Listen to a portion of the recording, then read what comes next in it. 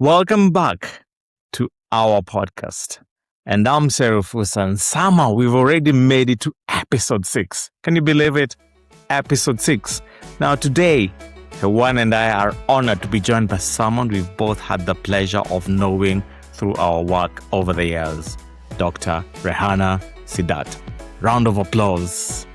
Now, her story is one of ambition, reinvention, and purpose, from being the first woman in her family to attend university to building a distinguished career in science, healthcare, and leadership, where she has spent decades breaking barriers while helping others rise alongside her, like myself.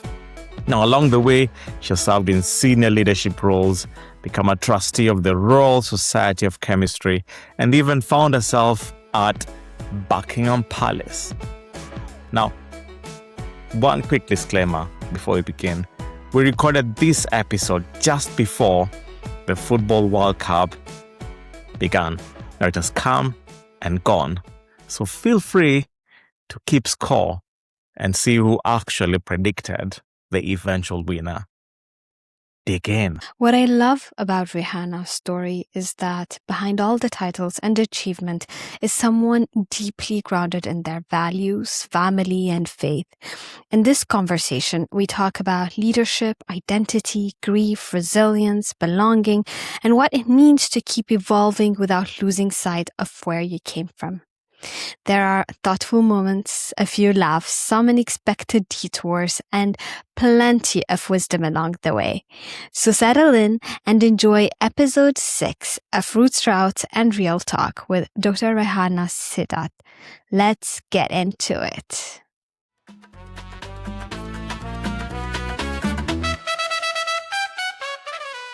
Welcome, Rehana. We're so excited to have you. What's an absolute pleasure to be in your company. We've been waiting for this moment because we both know you're going to teach our audience so much. There's so much story here. Yeah. And hopefully we'll have so much fun along the journey. And when we started this podcast, we had a wish list of guests that we wanted to have. You were definitely on that first list of guests. So That's so kind. You've manifested it and the moment has arrived. So looking forward to this conversation today. I am looking forward to the questions. Just don't get me unhinged. We can't guarantee, but we'll try our very, very best. Indeed. But in Roots, Routes, and Real Talk podcast, things go usually haywire. And oftentimes we ask questions, but you can answer whatever you want. It can be an answer to the question or it could be whatever. And that's our brand. And as our guests know, and now that you'll find out, Hewan is prepared. She has the questions there and she's all ready. I have no notes.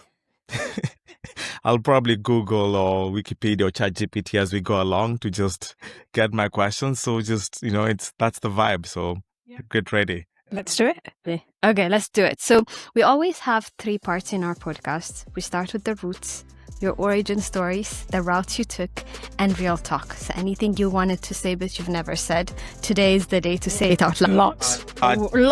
Had on the first time on Roots, Routes, and Real Talk Amazing. from Rehana. You're going to get some surprises today, I think. Oh, wow. I'm Okay, ready for good. that. Amazing. So I'm going to take us way back.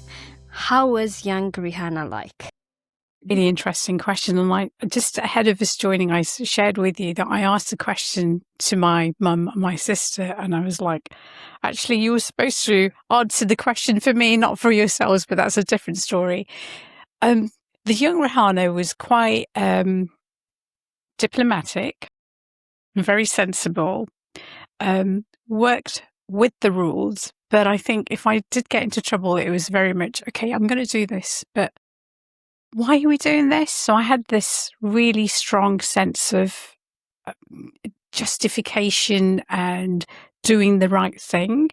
So I remember that. There was something in the root of my belly also that wanted to achieve. And it's not necessary to say that I wasn't proud of where I came from. Absolutely. I'm more on that later. But I wanted something a little bit more.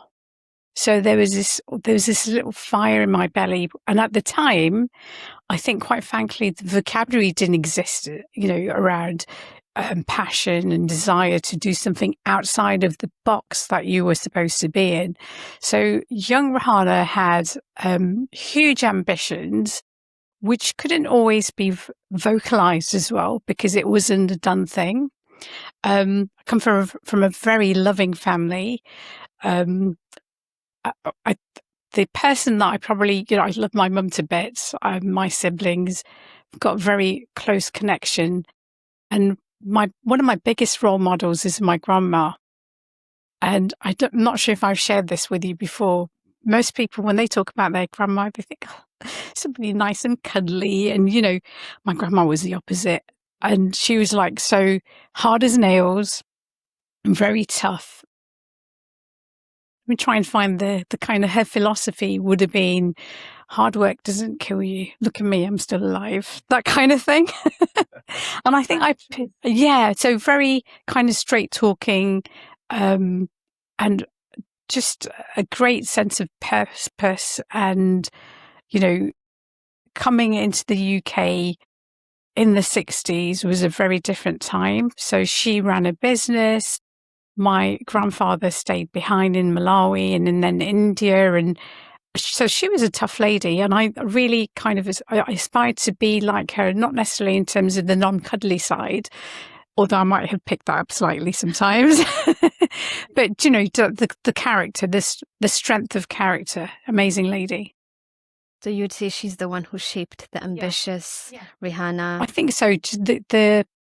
So there's a soft side, but also there's a side where there's a bit of no nonsense. Let's just get to the heart of the matter and what are we trying to deal with and what does good look like type of thing. And my grandma was very much like that. Just let's do this. We love them. And so you did mention some of the messages you got from your grandma, hard work and also being like determined to achieve what you want and go for it. Yeah. Are there other figures in your life that you go fondly back to, that you remember, that you could say, I am who I am today because of that?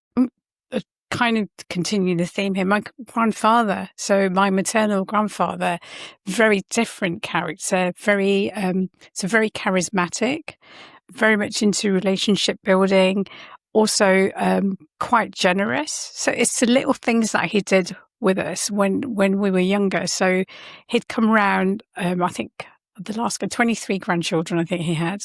So quite a large family. And he'd pick up his grandchildren, not all in one go, but there were some values that he embedded in us, like charity and kindness. So the whole empathy part. And I remember just simple little things of, right, we're going to the supermarket, and you might think, how bizarre taking your grandchildren to the supermarket, but we'd pile into the car. It wasn't the days of seatbelts and so you'd just pile into the car and you'd buy like simple things like, I don't know, it sounds profound, like French bread, right? And we'd say, why are you buying like 6 or 7? Because it seems a bit weird. And what he'd do is basically, right, we're going to visit this person and gift it. So he'd go and visit either the elderly or somebody who was unwell. But what he taught us was give it with your hand. And then also the other thing he did was he taught us about charity. So he'd say, right, how much money have you saved up, etc. I just want 10 pence and we're going to put that into a charity box. So these kind of things stick with you around the kindness and understanding people. And I think that has actually followed me in my journey, both from a social perspective, but also in my leadership. Because when I think about my leadership journey, and I know we'll probably go on to that, but it is about connecting with people, standing in their shoes, sitting in their seats, and understanding their perspectives before you convey your, where you want to take them, or, it's a journey together. This empathy, basically, and looking in someone's eyes and understanding where they're coming from, why they're doing what they're doing, and trying to achieve that. And are there rituals from your younger ages that you still practice that keep you grounded, that make Oh, I'm not sure whether it's a ritual, but there's when you think about families and stuff, it's food, isn't it? So I don't know if I'd quite capture it as a ritual, but we have this tea time thing in our family, which is like not a tea time. It's not your cucumber sandwiches and a cup of tea, but it's like a whole meal in itself. So that I think that's a family ritual, which isn't great, but We go to the gym afterwards. So life is about balance. That's Yeah. why we exercise, right? Indeed. Hewan, what rituals do you have? Coffee. So Ethiopian coffee ceremony is huge, yeah. for sure. How does that work? Like it's like a 2-hour journey. Journey is how I would call it. Yeah. Like you start from the beans, you roast them, you make the powder ideally by hand, then Yeah. you like cook it in a clay pot, and then you let it rest, and then you have 3 rounds with coffee breakfast, we call it, snacks. Yeah. And it's the best moment to connect, gossip a little bit, but not good. Yeah. But connect, find out what's happening. That's great. It's one of the practices I try to bring now in my life, where I intentionally make time to have a drink with someone, but like in a let's share way. I can't do 2 hours, but I can do Starbucks or a shop or a coffee shop and have a quick chat. Yeah. So that's and yours, Sir Fusa. And I mean, it's funny. I mean, probably all those things, but well, one thing that also just flashed in my mind, like thinking about the Malawian legacy that you have, thinking about Ethiopia, and then thinking about Uganda, Kenya, where I grew up, it's suddenly realizing that there's something about eating food with your bare hands that just makes it fantastic. So when I think of food, and people say food is a ritual, but probably in a lot of cultures, but the fantastic thing about at least the culture, African culture, it's about and most minority cultures is just diving into the food with your hands, and it just slaps different, and it's just fantastic how we can do that, I don't know if you've eaten sima before. Yes. Sima. Yeah. It's like a polenta-like dish. It's like cornmeal. Cornmeal is kind of it's lots of carbohydrates. And, absolutely. no, indeed. So I think we understand a bit more where Rehana came Mhm. from. Let's go to. Yeah, routes. And so on this part of the podcast, the routes, it's about the twists and turns that brought you to where you are. And it could be life twists and turns. It could be twists and turns at work and everything. And I mean, when I've worked with you, and I respect you a lot, both as a leader, but also most importantly as a human being. So I'm really keen to hear about these nuggets. And maybe the first question I'd ask is thinking about whether in life, whether at work, which were the major inflection points, major turns that you can think about that really changed your outlook or your trajectory as you were progressing? There's 2 stories I can probably tell you. One is the kind of traditional work story, right? And I think when you paint that, you can see the growth from one leadership position in terms of titles, and you can see that. So that I'll keep really brief, but I'll tell you the kind of reality that actually keeps you grounded in that. From a work perspective, I had the pleasure of working at GSK, which is where I know you guys from, for over 27 and a half years. And I'm back there as a consultant, which is a real blessing. And in that trajectory, I've worked through commercial, the R&D global health, and now working within the legal and compliance area. So that's great. And when you look at that, you think, gosh, that's, there's some tough decisions I made in that. But what keeps you grounded is the reality, the kind of rooting that keeps you grounded. And I think that's life. Some of that is predictable. Some of it isn't. So, I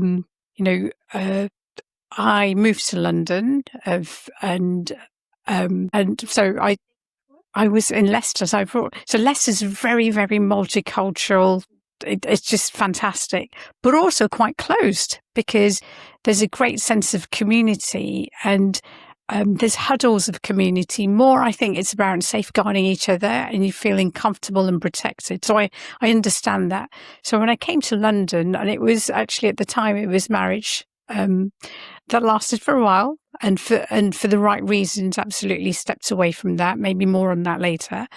But when I moved to London, it was like, oh my gosh, what am I doing here? It's so different. And it was, so that was, and also like culture's a very interesting component of your life. And I come from a very loving family where actually you're encouraged to speak your mind, provide your perspective. And when I moved to London, it was, without going into too much depth on that, it was quite different. And there was an adjustment period as well. As I went through my life journey, I had my firstborn, Umar, love him to bits, absolutely wonderful. My second child sadly passed away at birth. And that is relevant because that was an inflection point. So, the little things that we do at work, like you have photographs on your desks and things like that of your family. I stopped doing that because when I lost my little girl, it was incredibly tough to walk past and see photographs of young children. So that was a perspective that my life journey taught me that I never knew about. So that was a connection point for me. If I don't mention Isa, my third child, he'll kill me. And he matters. Their children matter. Don't forget. Both of my sons, I love them to bits. They're so different, and I'm so proud of them because they're very principled. And they're my anchors. Really, they're really, really amazing. But things happen, right? And it's how you deal with them in the moment. And it's taking that moment to kind of reflect and say, okay, what goodness can I get out of it? And I think that's what my philosophy is when I've had the life challenges, it's actually stepping back. And one of the things that has really grounded me is my faith, because that has been my constant. Of course, family is always there, but that's been my kind of constant of, okay, I've got something to go back to that never leaves me and keeps me connected. And without my faith, I don't think I would have been able to survive my life journey. And actually, I'm so much stronger, coming out the other end. It was tough going through it, but I am who I am because I stood up. And I think women need to do that and say, this is acceptable, this isn't. And this is actually, I want to represent, I talked about being strong and having values. So it takes you back to your, how you were nurtured and how you were brought up and the values and that sense of justice and what's the right thing. And I think it was what's the right thing without worrying about what other people think. Yeah. Really important. Good. And thanks for sharing that. I wanted to drill down on one emotion, one piece, and probably being selfish here because I'm going through that as well at this very moment. And this is about how to deal with grief and death. And you've talked about your second child passing away very young, as you said. You talked about, I think shared before that your sister passed away as well. And I share that because, at this very moment, like I'm dealing with, I'm one of 4 brothers, but I have a very close friend, same age, who just passed away this Monday. And was a tragic, unexpected. She was in the US, has been a very close friend of mine. She used to call me her brother. She was my sister, and just passed away very suddenly. And I remember I got the call, and one of those calls that it sounds so cliche, but those things that you see in movies or calls that you get where someone calls you, that a friend of someone you're close to or someone you don't usually talk to, and they call you and like something is up, and then they go like, "Are you seated?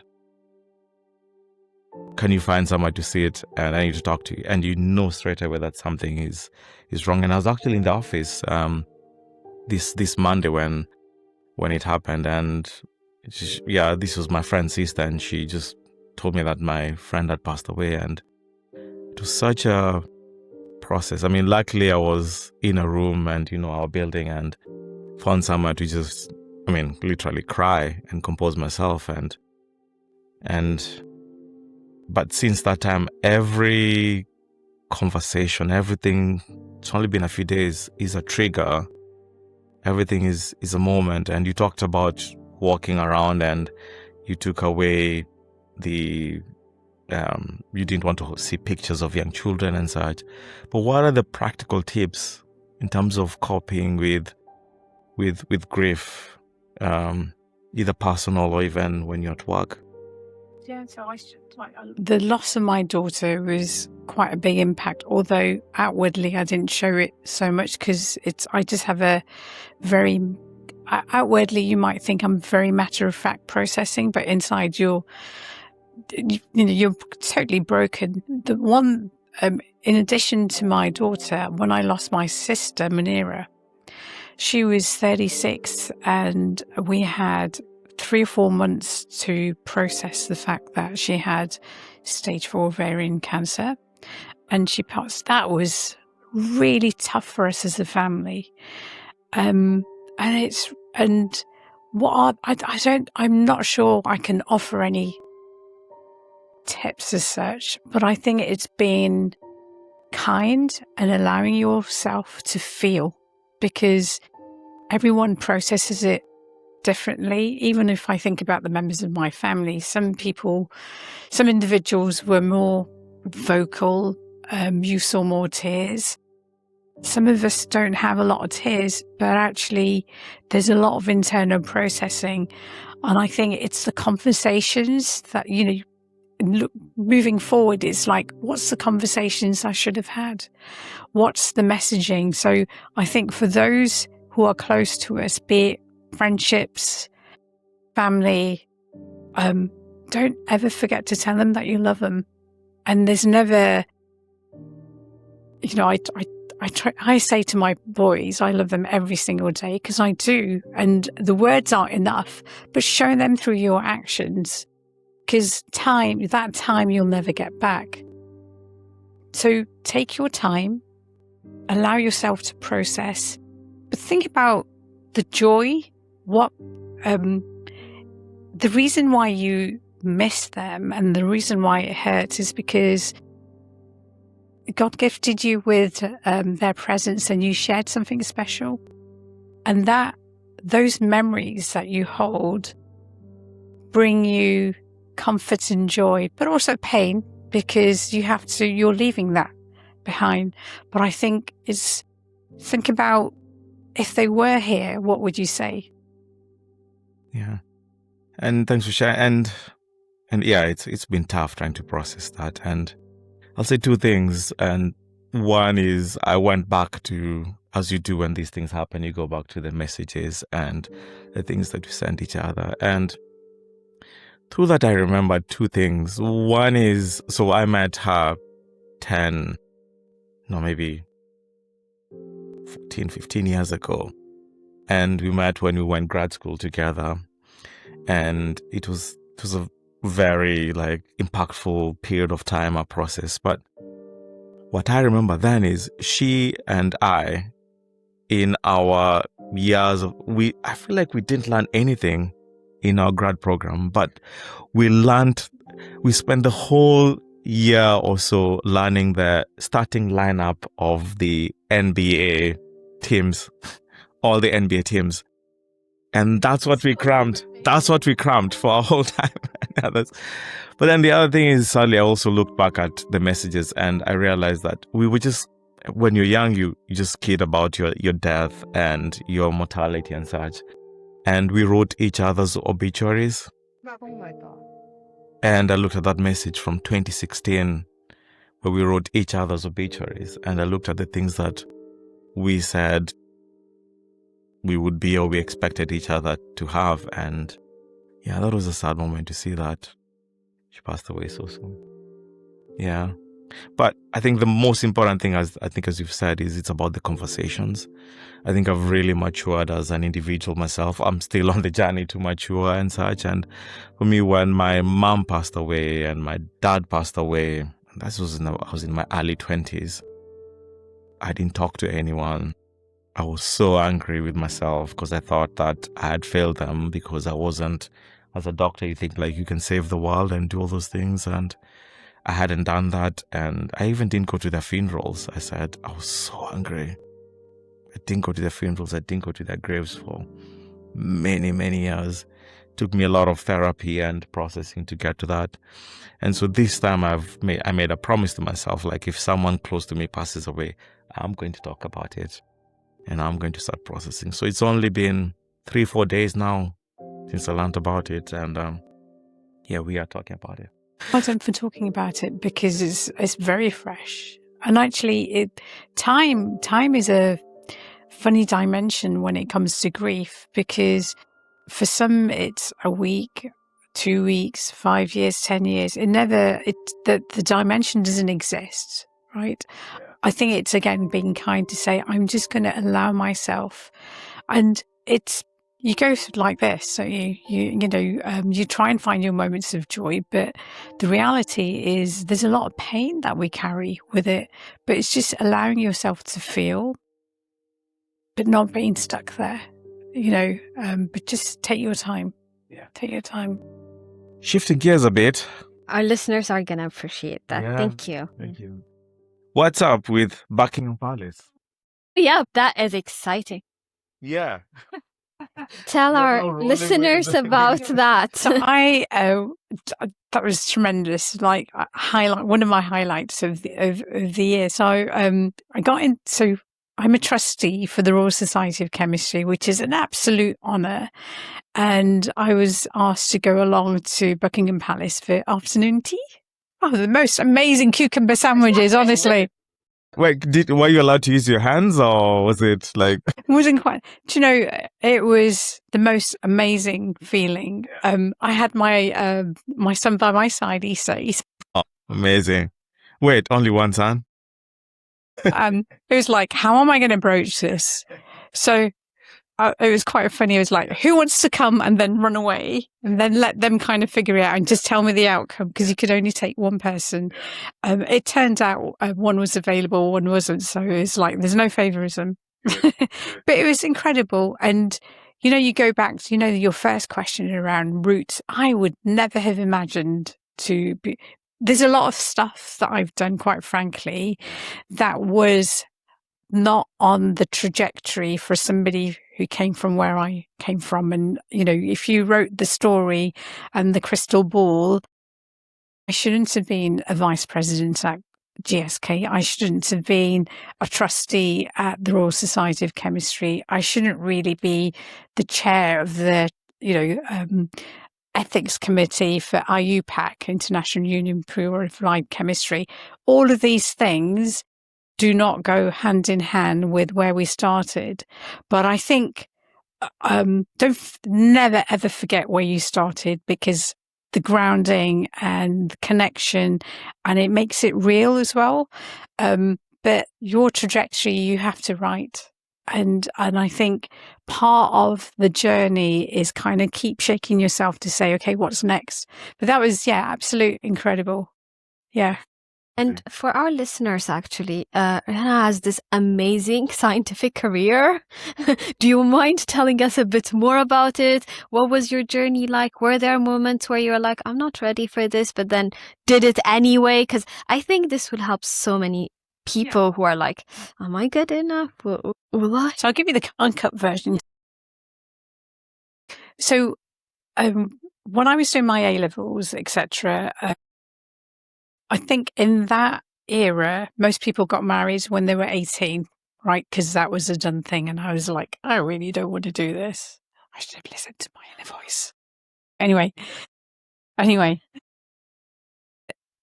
So my get out clause was studying. So I was like, I can just get my head down and do, So I kept pushing the boundaries of, I want to go to universities. I was the first female in my family to go to university. So some families have like academics, etc., which is fabulous. Ours was more kind of, my grandfather was very much into business, etc., but there wasn't any formal education. So I was like, I'm going to kind of keep going. And my philosophy was like, just keep your head down, abide by the rules, and keep studying. So I went on to university. I did medicinal and pharmaceutical chemistry at Loughborough University. I've held on to some dear friends for life, Chuck, Spencer, and Alan, who I must mention. So they're amazing. So some connections you never lose, right? Then I did a PhD. And at the time, I had 3 offers, one at Leicester University, one at De Montfort, and the other one at Loughborough. And this sounds really weird. The reason why I picked De Montfort was it was the earliest start, because the longer I kind of had a pause, the marriage thing would come in, right? I'm like, I'm not doing that. So, but it was the right decision because it opened up doors to different friendship groups as well. So I did a PhD in organic and analytical chemistry. Fabulous, really good. Moved to London for various reasons. And then I got my job at GSK initially as a temp, and then went into a permanent role. So I started off very technical in the respiratory space. I was probably in commercial manufacturing for about 6 years or so. And one of my traits, and you probably can relate to this, I always keep putting my hand up. If this needs to be done, I'll do it. And the other trait I had was I put my hand up without any shame for doing stuff that I didn't know anything about as well, because it's a great opportunity to dive in. What the power I had, I think the gift I had from my granddad was connections and relationships. So when I stepped into roles where, quite frankly, I wasn't necessarily the expert, but that's the strength in leadership. Surround yourself with people who are, and create the energy and the motivation to get the best out of them. I kind of like moved along the ranks, as it were, and I moved into regulatory, post-approval. I'll speed it up because it's 27 years is too long, right? So don't worry. I went into regulatory, clinical manufacturing, and when I went into that team, they hadn't had a leader for 2 years, and why would they need me, right? So there was a huge amount of trust building, and I still keep in touch with them. They're amazing. Like, these relationships are forever. They're part of your extended family. So clinical manufacturing, quality risk management, which is like absolute everything. And then global health, and then, back to consulting. So lots of different things, sitting on many leadership tables. And we're still in the area where when you're at a leadership table, there's not many people that look like us. But I think there comes a point where you have to own that seat and really be comfortable in it, because you own that seat because you've earned that seat. Yeah. What's that saying? If they don't give you a seat at the table, bring a folding chair, right? Never. Yeah. Shirley Chisholm. It's a famous one, right? But it's like you needed to have presence. And I remember, it was a time, in the early part of because I'm a dinosaur really, early part of the career, Teams and things and video calls didn't really exist. So you were Rehana for a lot of people rather than Rehana, right? So the first time you met some people, they were like, oh, okay, hi. And you're like, yeah, it's real. But, you had to keep breaking the people's beliefs of what you should be representing. And the most important part is don't forget who you are in that seat and represent your perspectives. And I think finding the right moments as a leader is really, really important. We've sat on leadership teams before around when to use the inflection in your voice as well, when to sit back and listen, and when to signal that we're not quite done here. We're going to have that conversation outside, but I'm going to make it clear. Right? Yeah. Yeah, but you do it. But the most important thing is respect, right? So even when you have a difference of opinion, it's making everyone around the table feel valued. And I'm a strong believer in that. Respecting perspectives. You don't actually, when you disagree with somebody and you do it in a respectful manner and come out the other end with an alignment, right? That is a strength in partnership. Yeah. That takes skill as well. Absolutely. And that's what one of the things actually we need to fight for in the corporate world, because there is this assumption that the loudest voice, the most testosterone approach is the way to go. That's leadership, that's confidence. Yeah. But actually being able to hold your anger or like your emotion and have a respectful conversation and reach an outcome in not the public eye, but like on the sides, that's so critical. Yeah. I feel like you're throwing digs at me. No, moi, never. Are you trying to say something? Actually, should we take this out? I'll take you later. Respectfully. No, but this made me reflect, because earlier on my career, I did receive lots of feedback. You're too nice. But no, you don't know me. Ask my siblings. I'm not. Yeah. I'm just respectful. Ask me. But I respectfully, a lot of women tend to get that, right? So some might say I'm softly spoken, but I know who I am. You don't need to tell me that. And I think there's power in there's nothing wrong with a leader with empathy. There's nothing wrong with a leader who demonstrates kindness, right? And affection and can connect with people. These are strengths to your leadership. And I think that having that balance to be able to then instruct an outcome and get to the right outcome for whatever the business is really important. But you need Yeah. And Rehana, you've talked a bit about, you've painted a really wonderful picture of success and growing and figured it out, and you've got it all together, like you've done all these amazing things. But do you have any regrets, or specifically, you've talked about courage. Was there a moment when you felt like, oh gosh, I wasn't courageous enough? Because we go through that a lot, I feel like, many of us, and good to hear an example of that from an amazing leader and individual like yourself. I'm going to be really open. I feel like I've always been courageous in my journey, and I was blessed. I think I can't take all of the credit for that. There are many individuals who have supported me on that journey, sponsors, etc. John Baldoni stands out for me for many reasons. I don't know if you remember him, but I think he was the voice that heard my voice first. Good leaders see the leadership in you before you see the leader in yourself, right? And I don't forget that. Courage, I think courage to do the right thing. And I think that is every step of your journey in life and at work as well. And I think holding yourself accountable, because that we usually say, what would you tell your best friends? But I think that's the conversation you need to be having. Were you the best version of yourself today?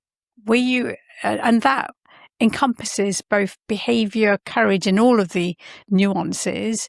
But I think I'm a great reflector. I do a lot of deep reflection actually every single day, right? And part of that comes through my faith, which I'm really proud of. But I put some time aside to almost have, I'm not sure if this is where you want to go, but I have a conversation with Allah subhanahu wa ta'ala, my creator, every day, to say, if I was standing in front of you, how am I showing up today? And that encompasses everything, how you relate to your children, how you relate to your family members, but also how you showed up as a leader. Did you make somebody feel valued? Yeah. Did you respect the individual? Did you make them feel valued? Even here, right? Have I created the right dynamics? Or have I made you feel uncomfortable? Because there's nothing empowering about disempowering someone.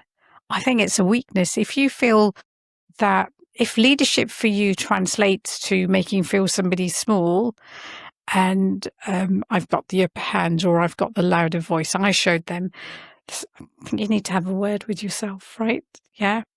And that's what I loved. And that's how I met you, I think. I don't know when exactly, but it was through the work you were doing. It's one of the people, Rehana is like, you know her, you just don't know where exactly, but you know through what. And it was the work you were doing with employee resource groups to create an inclusive environment at work. Like, how did you get into that? Is it a continuation of that thinking? So again, it was one of these put my hand up, right? So moments. And it kind of just happened, right? And actually, that's so I love doing all the DEI stuff. And this is a conversation I wasn't planning to have, but I'll share with you. When I left GSK and was exploring different avenues, there were some opportunities presented. A couple of them were in the DEI space, which you might think, oh gosh, that's fabulous. Why go for it? I deliberately didn't. The reason, and my reasons were very specific to me, because when I raised my head up and looked around in the sectors that we represent in STEM, etc., there weren't many people like us who were at that leadership level. And I felt at the time, and it's the right thing for me, might not be the right thing for others, that if I stepped out of my pharma domain, the STEM domain, and stepped into DEI, without a doubt, I would make an impact. But that's -1, right? So that's one of the reasons why I've stayed in here, and I can still do the DEI stuff, right? Voluntary, etc. And actually, that never leaves you. That sense of purpose and bringing people along, and creating value and opportunity for others. Because, by the way, we haven't talked about this, but leadership. When we talk about leadership journey, it's nonsense to think it's about your leadership journey. That's not what it is. It's how you lead the way for others. And when you see the growth in others and see them flourish, and, back to, the leader that sees you before you see, when you do that, you reciprocate that. And I think that's the bit that really gives you joy. Yes, it's great to get a drug filing out there and meet the objectives and tick everything off, but actually seeing others flourish, and there's no currency to that. Love it. And so in your journey, Rehana, did you have to reinvent yourself? I mean, we spoke about regrets and changes, but do share a bit more with us. So actually it comes back to I've got like a huge collection of headscarves. I think you know that. Oh, competing with Sarah Fusa's hat. Tell us about how many headscarves do you have before you get into 300. Oh, that beats all the hats I have. Like, I have a collection of hats. And so for the podcast, what I do, I put on a different hat for every. Amazing. What does this one signify? It's just vibes. I have a collection. I have Nigerian hats, I have Ugandan hats, I have Chinese hats, I have baseball hats, I have basketball hats, I have hip hop hats. I just have a huge collection of them, and I've done this since I was in my 20s. Like, it's just my thing. So I have I think she beats you with the 300 scarves. So let me tell you the story of my scarf. So so when I first started out at GSK, I never used to wear a headscarf. So it was like one day you'd see me straight hair, one day with curly. It's like quite vain, quite frankly, right? It's not quite left me. What happened was my sister. So when I lost my sister, Munira, when I lost my sister, I remember having this out of body moment. It was quite surreal, where I'm going to paint it in a loving way, because there's joy in her passing as well, right? She's with our creator. So the outer bending moment was like me stepping away from her, and I'm seeing the rituals that we're doing, like getting her ready for her funeral. And I felt that the only thing that she's taking with her was her faith. You know, I don't know if you know, there's 3 things that carry you to your grave: your family, your wealth, and we call it your deen, your faith. 2 of them walk back, the one thing stays with you, right? So there was that went through my head. And because in memory of her, and actually that was my moment where I thought, I'm going to start wearing my headscarf. And it's a bit of a Mickey Mouse headscarf. It's, there's different variants of it. So if ever you see me doing this, it's me giving my sister a hug, right? But I remember the first time I walked into work with my headscarf on, it coincided with all the 9/11 stuff. What timing. Gosh. Couldn't have been like. So my legs, the physical sensations I had, I can't even describe. I remember walking out my car into the car park thinking, how am I going to enter this building and go into my office? Because it was the days of the office then, right? And face people with my new look. It sounds ridiculous now, right? Because I think, this was quite a few years back, and I'm like, they're going to judge me. And I did get some judgment. I'm just going to be honest with you. But there was one crazy chap who, we won't name him, but he was probably, let's just say, I was the few people that he got on with. He didn't have quite the reputation, but I love him to bits. And I've told him this, but he probably won't want me to name him, so I won't name him.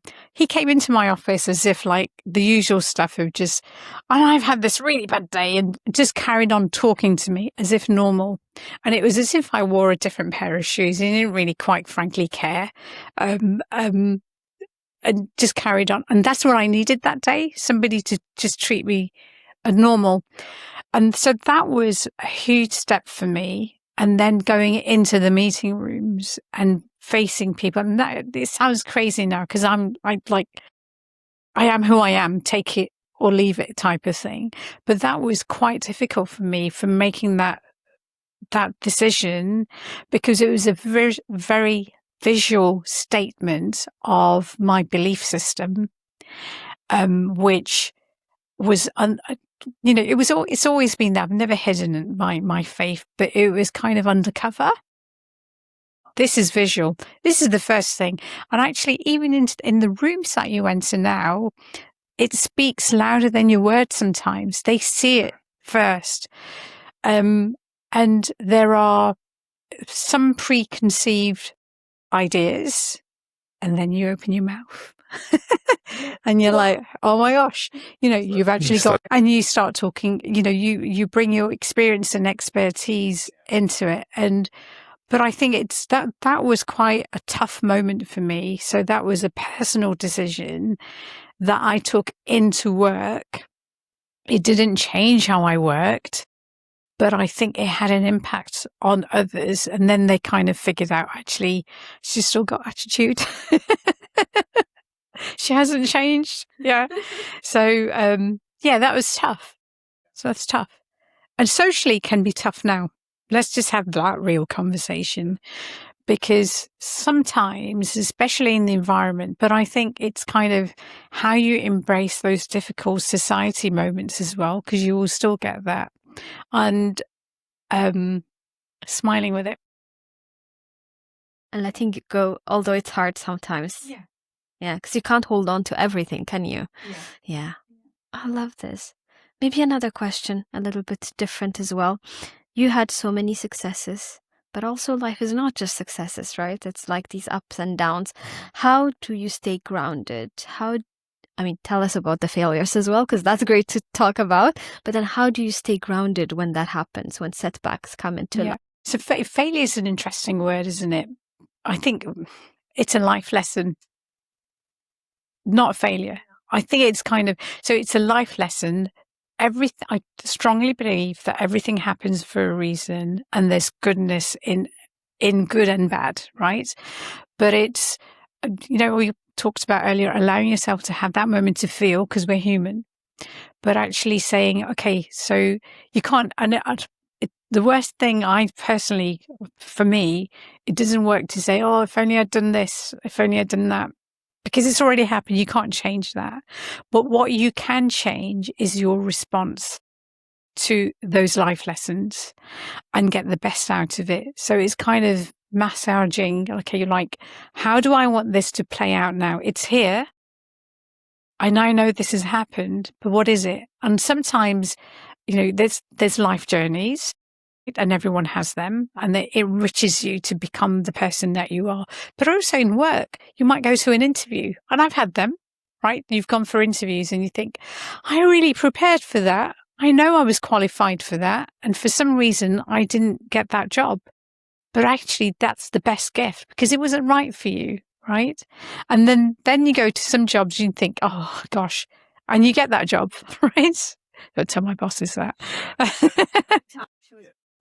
But, it's kind of, what do you get out of it? Because you can either wallow in that pity or say, I'm going to take that moment because I need it, because I'm human. I need to feel as well. Let the tears come out when you need to. Do whatever you need to in your private moments. But then you're like, all right, how am I going to rewrite this? And you keep pushing yourself forward. Yeah, good. Hewan, maybe let's do, what's your most recent failure or life lesson? And you'll do one, then Rehana will do one, and I called you Rehana. Gosh, I don't know why I called you Rehana. Yeah, I just got taller. It's because you planted it in my head when you said, like, people are calling you Rehana. Like, so I have, because I was thinking about music and everything else. But you came up with the question, so why don't you start us off while we try? See, this is exactly why I think twice about working with Hewan. Like, I come up with a brilliant idea and then I ask her to do something, and then she pushes it right back at me, and then now I have to think on the spot. Okay. I have so many life lessons. That's why I need to choose the best one. Let me help me out. Yeah. Fine. One is okay. I'll share one. My recent one is I've started. There's so many things in life that I've tried to do to stay healthy and fit, gym, eating well, and all those things. And I've had various levels of success or not and everything else. But my most recent one is the last 2 weeks I've been trying to hydrate a lot. And my water bottle is right there, which is my daughter's water bottle, by the way, which I stole from her. But I try to take 3 to 4 liters of water every day to stay hydrated. It's good for my moisturization, for my cleansing, on top of everything else. And my life lesson or my failure from that is, what no one told me is, if you take 3 to 4 liters of water in a day, the number of times that you go to the toilet is quite a lot. And then in the corporate world, where I'm having 1 hour long meetings or sometimes day long leadership meetings, yeah, I know, it was quite fun. So I didn't click that, and I didn't understand how to manage that. And one time in a meeting, my boss and our CEO was my boss, was like, why are you stepping out and going to the toilet so many times? Like, what's happening? Because I said I'm going to the toilet. It was our day-long leadership meeting, and our leader, and I think you all know. And she goes like, do you need a diaper or something like that? Like, I was like, I should have. So my lesson is I should have got a diaper. No, not even less water. I'm going to keep my water 3 to 4 liters a day. All right. I love it. Okay. Come on. It's yours. Mine is, my frame of reference makes it that my work, sometimes I associate it as my identity. And so any feedback I could get around work or an email that I misunderstand, I take personally, instead of saying that's about the work, which is not equals to you. And I keep doing that. And so that means I go into like spiraling. When you get that email at 8:30, that's not really what you wanted. That's not maybe even like saying your work is not the level it should be, and then you're just thinking about it for the next 6 months and spiraling, am I not good enough? Why that? Yeah, I do that a lot. I've just realized it's not good for my well-being. It took me only 36 years, but we made it. And so it's something I'm trying to dissociate myself from my work. My work is a big part of who I am, but it's not my full identity.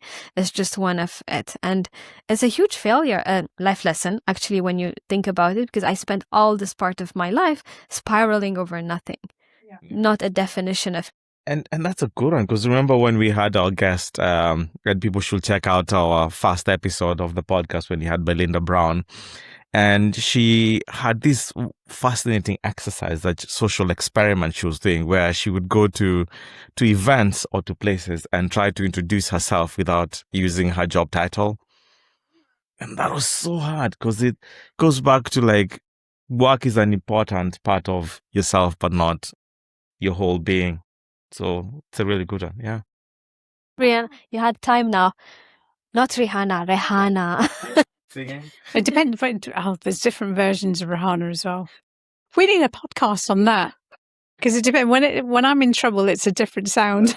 That should be your podcast, like all the versions of Rehana. Rehana.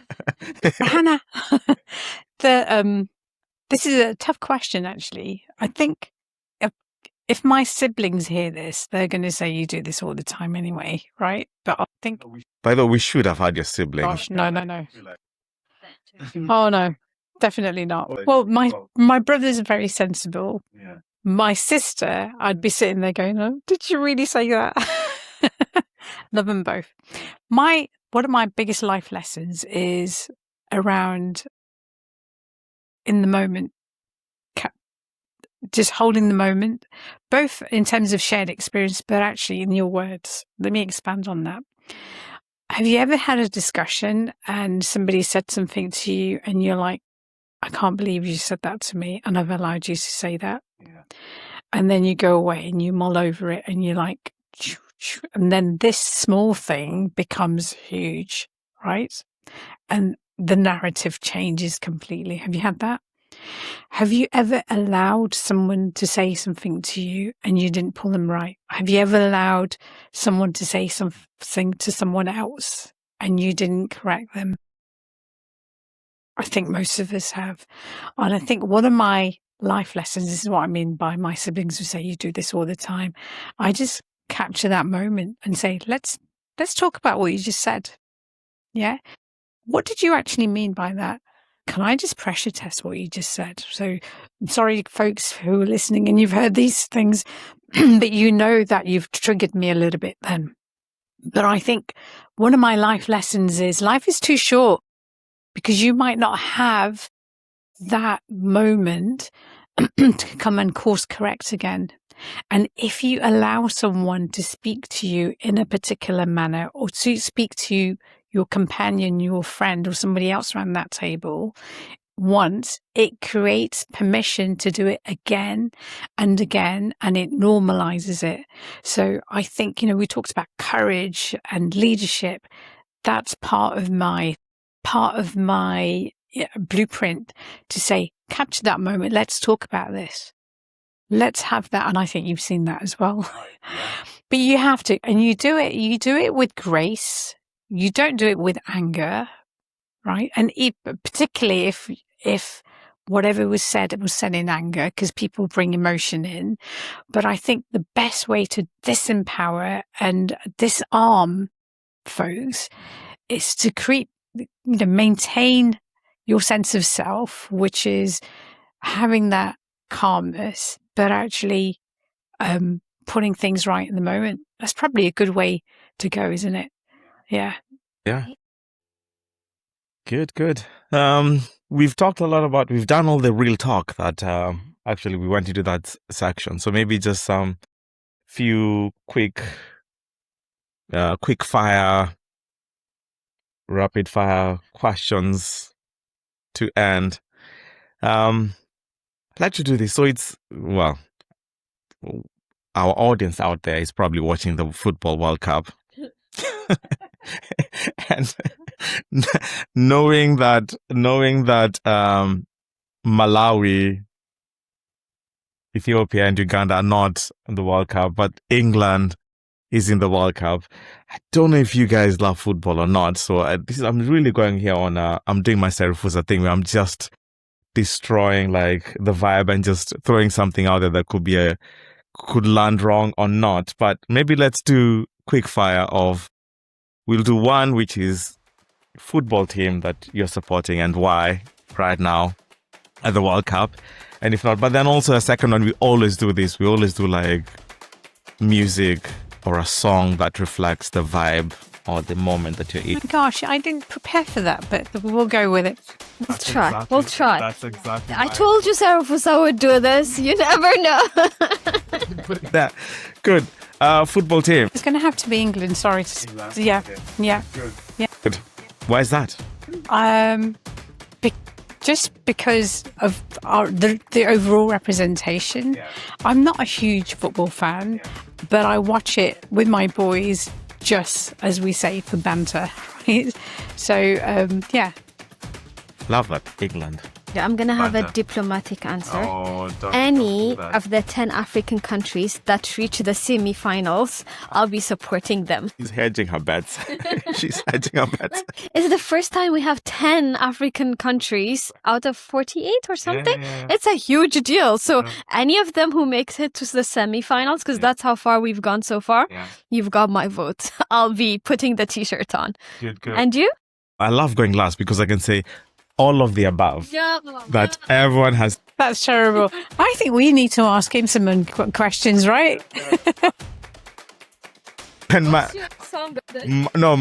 addition to that, I'll go to my song, but my addition to what all of the esteemed speakers who've spoken before me have said is a lot. I'm loving it's a small country called Curacao. Like, it's a small island.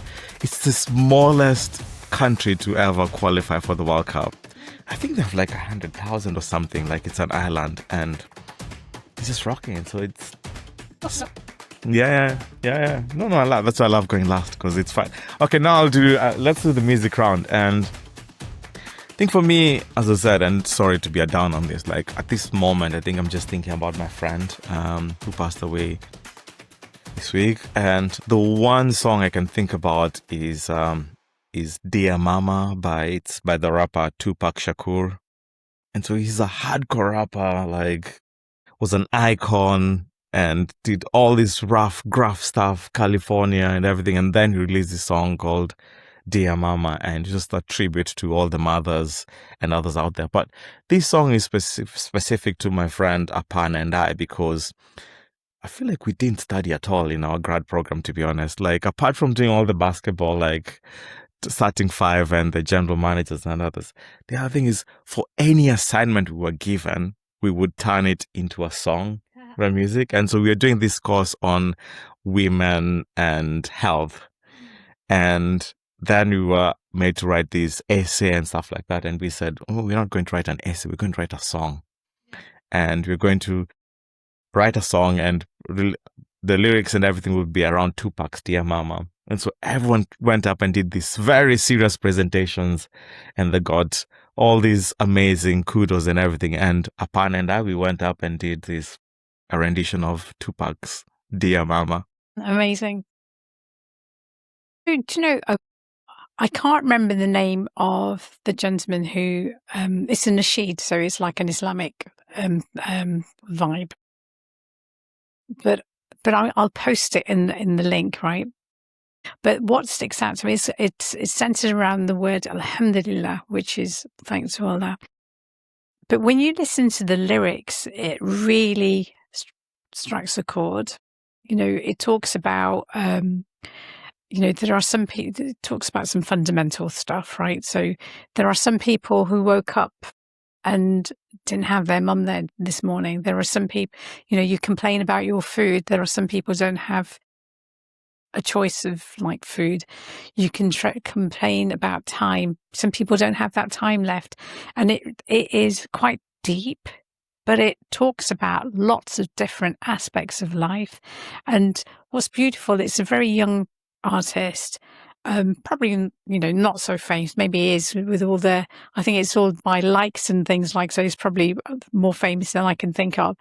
But it's just, I keep going on about grounding, Jose. I wasn't planning to do that, but it does ground you, So, when you have your tough moments or tough days, or listening to that, just kind of like, actually, yeah.